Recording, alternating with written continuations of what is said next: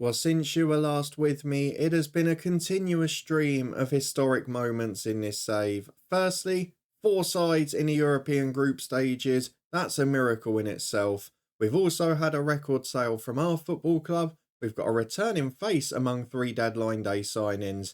And perhaps most importantly of all, a record domestic transfer deal. And it means we were forced to sell someone that we perhaps hadn't planned to.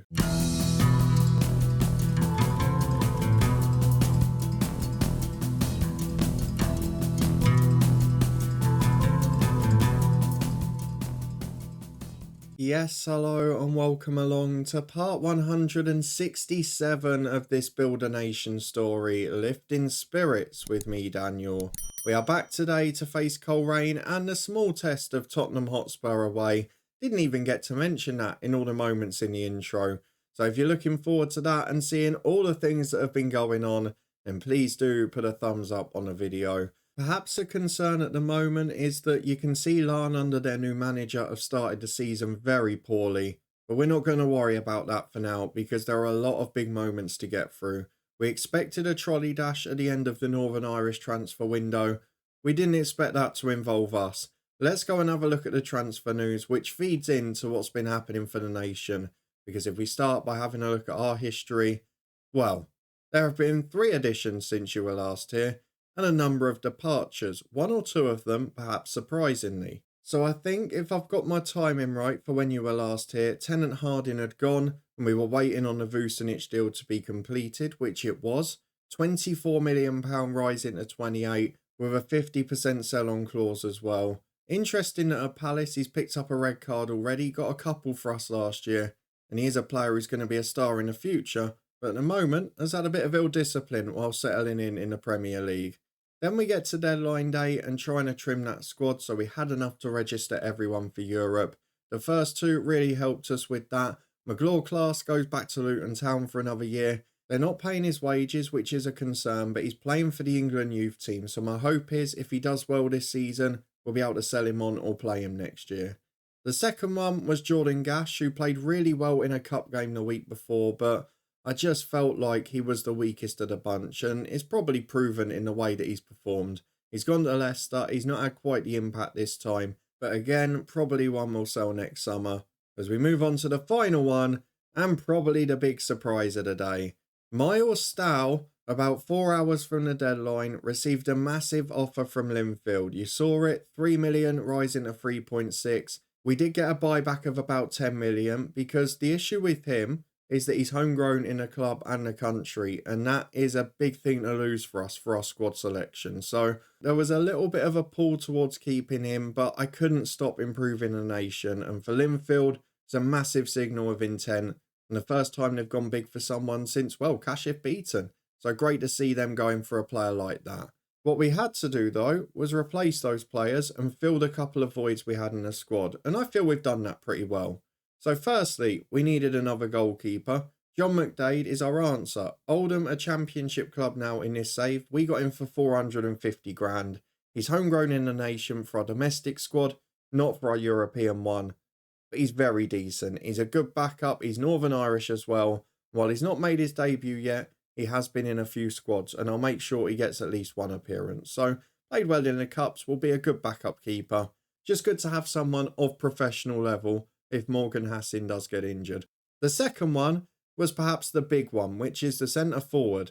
David Close has been a superstar for our Northern Ireland international team, and it looks like he's going to do the same for Distillery because he's joined, and in his 3rd appearance he has ended what was a long goal drought. So now at domestic level I'm expecting big things.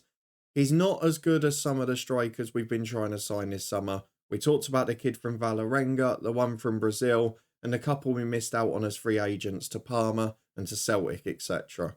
But he's 3.5-star ability, he's 5-star potential, he's still 6 foot and good in the air, but very good in behind too. I would expect him to be useful, and playing a year of first team football, including in the Champions League, it's going to be really helpful for the international part of this rather than him rotting in United's reserves. Also 2-footed and professional, so a very good addition on many fronts.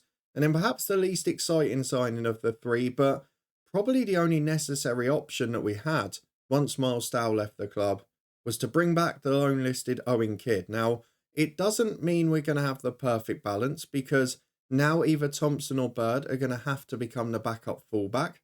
And that isn't what we wanted, a right footer on the left. But Owen Kidd is homegrown in the nation, which we needed to register someone for the Champions League squad. The options were to get a rubbish left back from within the league at the moment, or to bring in Owen Kidd and go for that alternative. And I felt this was the better option. He's still 2.5-star ability, very clearly the 4th or 5th best centre-half at the club, but still got a little bit of room to develop, knows the club well, and has played a game for the nation. He's a good pro, so it's good to have him along, and he'll be fine for domestic games. So those are the players that we've brought in. Was a busier end to the window than I expected because of the Milestyle situation, but that was part of a pretty big day for the Irish Premiership because the transfer deadline passed with a blaze of glory. Now, we have 4 sides who are in the group stages of Europe.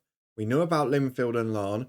Coleraine have gone and shocked the odds because they somehow beat Sampdoria. I don't know how. The match stats were outstanding, but William Miller scored a late equaliser and they grabbed their way through. And they've actually got a pretty lucky draw in places. Omonia at home, Ferrovar at home, AEK at home, Dinamo Tbilisi.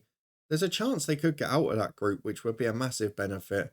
However, on deadline day, that meant that there were 3 sides with big European money to spend and, more importantly, who needed to beef up their squads, and they've done it. So let's go down to where we left it, which was around here when the season kicked off. After that, we saw a big domestic transfer, which was Linfield signing Antonio Ambrosio from Larne. Larne earlier in the window had signed a brilliant striker in Declan Connolly on loan from Forest, so that deal sort of made sense for everyone, and it does fulfil the pattern of this save quite a bit. We're seeing a lot that Linfield are going for the domestic players, the best in the nation, and then a lot of free agents from England, whereas Larne are going for loans and transfers from abroad, which just seems to have been the pattern throughout. So that was the first big deal and probably explains Larne's start because they've lost their centre forward from last year and a lot of their replacements have come in on deadline day. So maybe that is a little bit of leeway, but they should be beating the teams they've lost to. Coleraine got the first big deal of the day. They bought Joe Vickers from Cork City, who a very solid centre-half who will improve their squad. We did see another big one further up. Dal Chandran from AFC Wimbledon to Larne. Another decent young defender, a Republic of Ireland youth international, a leader and a good player physically. So another very solid centre-half. We then had another loan player to Larne. This time Fletch Blakey Novakovsky, who is another centre-forward who's not as good as Connolly, but is very good. And with Ambrosio going, makes perfect sense. So you can see the improvements there. Then we saw a player that had formerly played for Linfield come back to Coleraine, a very experienced player, but for 50 grand, I can see why they've gone for Reece Russell-Denny. Just beefs up their squad a little bit, a professional personality, and a good addition in their midfield. And then towards the end of the day, of course, you've got the big deal, which is Linfield signing Miles Dow. So all 3 of them improving their squad on deadline day. Of course, it's not for Linfield the dream. We showed the striker in the last episode they tried to sign, who is a lot better than Ambrosio. But even after the ambition that didn't really work out, they've all been active and got good players in. So I'm fairly pleased with that. If we have a look at how the sides are doing in the European run so far, Colerane's first game comes in this midweek. Larne unfortunately lost at Napoli, but there's no real shame in that. They've also lost to us and Linfield in the league, so their start might be a little bit false. For Linfield though, we've got excitement because not only are we in a Champions League, Linfield have made it 2 Northern Irish sides in a Champions League group stages. They played against Utrecht and they beat them pretty comfortably in the end. Kashif Beaton playing a key role. And then they're top of the Champions League group stage because they won 5-1 in what is probably their easiest game of the lot, at home to Genk in the opening match day. Now, Mackie, our Northern Irish star, scored, as did Ambrosio, the new boy, but the opener was Miles Dow. That's why it's important to improve the nation. They've now got another winnable game against St Gallen, and further down the group, while they've got a lot of trickier matches, interesting to see Everton in the Champions League, by the way. They then play Bodo Glimt towards the end, and big finishes against Real Madrid and Chelsea. So, if they're not 6 out of 6 after the St Gallen match, we can probably say they've got no chance. For now, though, we've got to focus on ourselves because we have had loads of action on the pitch too. And my word, this is going to be a long episode if I don't get a move on. As you can see, it's a perfect record so far. including a renewed rivalry with Derry City in the Champions League. You were with me for the Cliftonville game. We knocked 8 past Ballymena. Scully and Balikci got 2 apiece. Paleka, Vucinic, Houston and Burns with 1 each. Nice send-off for Joseph Vucinic. Against Linfield, a 1-0 victory with Johnny Maraval Austin scoring. He also missed a penalty and got injured in that game. He was back for the next weekend though, and made no mistake from the spot. Him, Urza and Scully with the goals. In the Cup against Warren Point, a 3-0 victory with John McDade making his debut in goal. We saw 2 for Jordan Howard and 1 for Morgan Griffiths, who has come back from his loan very quickly. Forgot to mention it in all the excitement. He asked to come back in the middle of August because he wasn't playing any football. Why you then accepted a fringe player loan, I don't know, but he's homegrown at the club, so adds a bit of depth to the squad. This month, a 7-0 win against Knockbreda, thanks to Howard's brace, Misselidis the same, 1 for Bird, Reed and Scully. 4 youth players making appearances off the bench in a really good day for the club. A 3-0 win against Glentoran, thanks to Maraval, Austin and Scully's brace. A big win in our first Champions League game with Scully and Maraval Austin breaking down a very stubborn Derry City side. A 4-0 win against Ards thanks to Houston, Howard and Scully's brace. And a 2-0 win at Glenarvan with David Close getting off the mark, a red card helping us out, and then Johnny Maraval Austin making it comfortable. Now we're going to fly through the Coleraine and Tottenham games. And in fact, you know what? This has been a long episode already. I don't want to bore you to death. Let's play the Coleraine game off camera, because we're not going to learn much from that. We'll be back in a minute to face Spurs on Wednesday night in a massive Champions League game, because that's what we're all here for. Well, we're back for the Spurs game, and one of the men that we mentioned on this screen, David Close, he ended his goal drought against Glenarvan, and he took the mick out of Coleraine. 2 for him and an assist. Balikci got a couple as well, and Bayavang and Reed 1 apiece. A 6-0 win against a very decent side, albeit they had an injured star, one of their best players, Tennant Harding, on loan from us, so we can't read too much into that. For Spurs though, away from home, a much more difficult test for us. They're a Premier League side, they're 7th in the league at the minute, and they've got world-class talent everywhere. They've got players on over 400 grand a week, they've got internationals from virtually every top country, and Martin McKeer, I'm pretty sure, yes, is the man who was at Dortmund and scored for Germany against us before. He's pretty good, isn't he? So going to be a difficult test. I think we're just going to try and stay respectable here. We're not going to chase the game. We'll keep an eye on how Linfield and Derry City do as well. Don't forget, Linfield have got that game against St Gallen, which is crucial when you look at the rest of their fixtures. So let's go and pick our 11. We managed to get half an hour off to a lot of these lads at the weekend. In 3 days' time against Crusaders, they can all have the day off. So Bird is back in at centre half. The rest of the team is pretty solid now. I'm fairly confident with what we're doing. On the bench, we've got 12 that we're going for. And the reason it's another goalkeeper instead of Lonsdale or Kidd is because they're building up their fitness in the under-18s or reserves, whoever it is in action tonight. So that's going to be pretty important for them. In fact, it might even be the Steel and Sons Cup. It is. So they're going to feature in that for an hour. For us, though, we have got our strongest 11 out. It is Morgan Hassan in goal. Reed and Urza the fullbacks with Bird and O'Donnell as centre-half. Bayavang and a very much improving Xavier in centre midfield. An attacking 4 of Paleka and Maraval Austin out wide with Balikci settling in well behind David Close, the new boy up front. We've got loads of our Northern Ireland squad now at Distillery as well, which is great.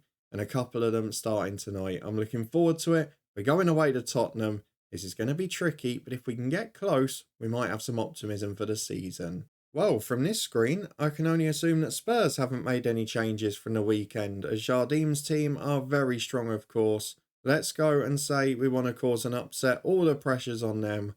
Can you make them Spursy tonight? I'm not quite sure. Does that still exist in game? I don't know.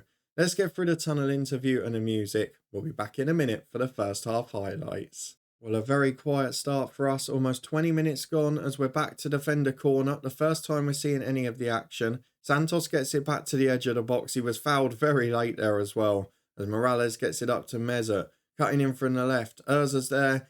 Passing all clear away. Derry City already ahead, I saw. The Republic of Ireland side, who are from Northern Ireland. And Linfield still 0-0, I think. But Tottenham looking rampant here. We've dropped a balance, but it's not stopped the tide. Here it comes. It's a brilliant run. And Morgan Hassan makes another good save. Tell you what, he's getting work, our international number one. And at the moment, he's standing up to the task as Santos puts a corner in. It's a barrage of attacks. Headed away as far as Mesut, 25 yards out. Takes on Urza, who does really well to be fair. And he just clears it away for a throw. Stays 0-0, but it's all Tottenham. And now we're at the other end with a smash and grab chance. Xavier puts the corner in. Too close to the keeper. Of all the times to do that, could you not find a good delivery for the corner? As Sikaru throws it out as far as Sen at the left back.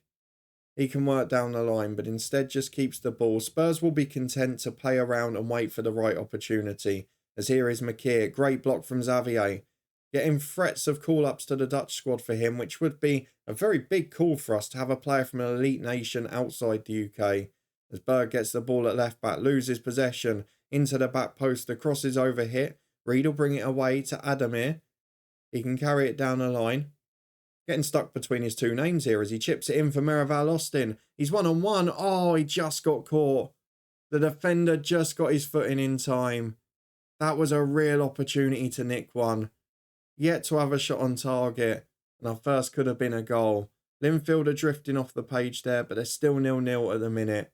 That result is arguably more important than this one. And look, they've missed a penalty as it's a corner for Tottenham. Could have been a bad minute for Northern Irish football, that, as Adamir brings it away. Big switch up towards Close, who's dropped deeper here. Got 2 or 3 up in support. We're committing men forward. Paleka looks for the through ball. It's not a good one. Now Spurs can bring it away, and look at the rate they play through us. McKeer's brilliant. Santos the same. Lovely football. Diego's in. All 425 grand a week. He's on more than our whole squad put together. And he's shown why there. Diego makes it 1-0. And Tottenham Hotspur are ahead. It is a bad minute for Northern Irish football, but not so much now. Linfield are 1-0 up. They're going 2 for 2. What a Champions League debut that could be. I don't really see where the points are coming after that, as it's a bad mistake from David Bird. I've just brought him back in now, and I feel like it might be Davis or Thompson. I'm tempted to go Thompson because he's my international star, but he's not quite 6 foot, which is the thing that puts me off. Bird has been great, but not today. And it's 2-0 to Spurs at half-time. Unfortunately, against the very best teams, we're still not quite there. We'll give it 15 minutes before resting a few, trying to get some of the younger stars on. But for now, it's about keeping it respectable. As Santos puts a corner in, and off the woodwork, then off the line. I thought the rebound was in. Bayavang did very well. Derry City have doubled their lead against Bodo Glint. Linfield still 1-5 into the second half. And Gavin Reed brings the ball forward to Miraval Austin. Can we get a goal? Not like that we won't, because Close is never getting on the end of them. Are we missing having a 6'8" striker in a game like this who can just deal with a cross in the box? I don't know. McKeer cuts in from the left. Good challenge from Bird. Santos will get there again though. Chance to cross from the byline. He's taken on his man. He's beaten him with ease. That's superb. And it somehow goes in the bottom corner. That's wonderful. Genuinely wonderful from Santos. We have to stand back and applaud. 3-0 Spurs. Getting a bit out of hand this game. And we're going straight from the kickoff, which is never a good sign. Xavier gets it in the middle. My voice is going too. Good job we didn't do a double header here. As Adamir looks for Close. He's in 1-on-1. David Close scores. There's a nice moment.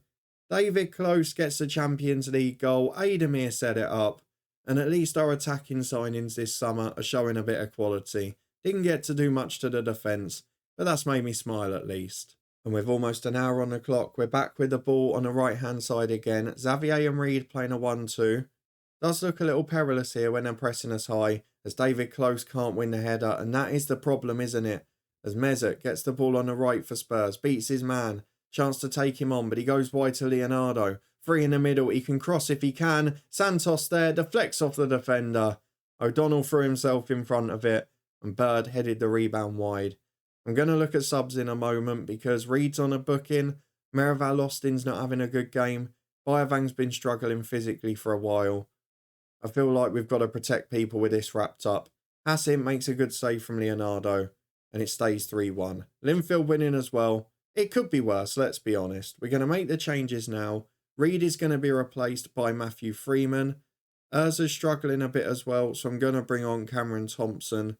Houston will get a run for Bayavang. Merival Austin will be replaced by Zheng, the young Chinese player. Paleka will switch to the right. And although he's been our best player, he's knackered and on a yellow card. So I'm going to bring Balikci off as well. And again, maybe a run out for one of my Northern Irish stars, as Johnny Burns will come on. He'll be number 10 for the rest of this game. We've got a quarter to go. Let's just see it out comfortably. We're just over 15 on the clock, and it's Thomas on the right to Mesut. 1-2 played, and they're getting in behind at will. They're dealing with us easily. The ball comes in. Santos deflects his shot in. It's 2 for him. It's 4-1 on the night. And you know what I'm going to do now? Because we're getting carved open out there. I'm going to put the sub fullbacks to defensive duty. Probably suits the two of them better. And maybe it will stop us letting more in. Because 4-1 it could get ugly. We have competed in some of these big games in recent years. But this ain't one. And this Spurs side is unbelievable. As Freeman cuts in from the right hand side. Goes back to O'Donnell. We just can't find a way out. Look, they've got 6 pressing us. We get forced long. And then we've not got the quality up there. Paleka is bringing it forward now to Zheng. The sub who made a big impact against Derry City releases Chris Houston. We've scored again.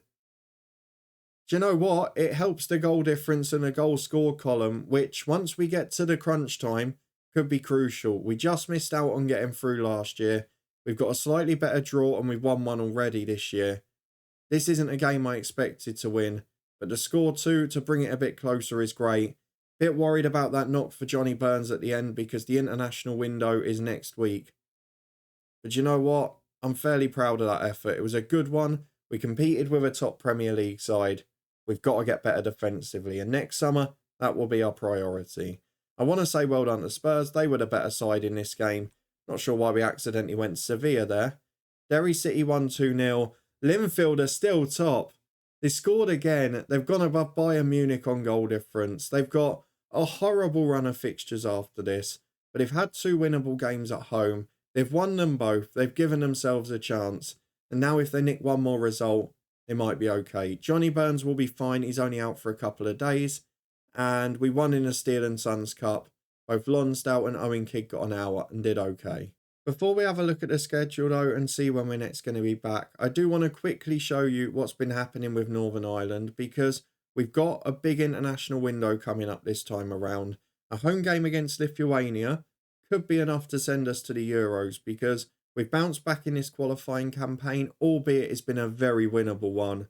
We won 1-0 against Cyprus, 4-0 against Lithuania, 3-2 with a David Close hat-trick in the summer against Hungary, and then last time 2-1 we got away with murder at Cyprus. We scored a late goal with Mackie, then let one in stoppage time.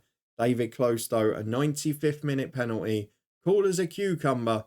It was the day after he joined us as well. We enjoyed it. He then scored one in a defeat to Ireland as Paul Elliott was sent off. As we look ahead to next month, Lithuania at home is the best opportunity to get to the Euros. And while we're at a bit of a difficult stage at the moment, a lot of the good players reaching over 30 and the youngsters not quite ready to step in yet. We're still reaching tournaments and doing well. So got to be pleased with that performance. Let's go and have a look at the Distillery schedule though and see when we're next going to be back. We've got a big break in play now, but we have got a Champions League doubleheader to start November, and then we've got Linfield and Bayern to start December. So one of those doubleheaders will be what we show next. Bodo Glimt should be a winnable home game with the state they're in this save. Milan I don't really know. Bayern we should lose, but Linfield could be a crucial game. We'll see what it's like when we get there. If you're looking forward to it either way and do want to see how we get on the rest of this season, and more importantly, how the other sides get on for the rest of the year, and please do put a thumbs up on the video. If you want to stay up to date, subscribe and turn that notification bell on. You'll make sure you don't miss a thing. We had our transfer special with Bristol City yesterday. You can find that up in the eye above. And if you haven't already, you can pre-order FM using the link at the top of the description. It supports the channel and it's cheaper than Steam prices. The full beta access is included as well. But thank you very much for watching as always. You can find all the other playlists in the eye above. But we'll be back here on Monday for another big episode from Distillery as Champions League football takes centre stage. And for the first time, it's not just for us.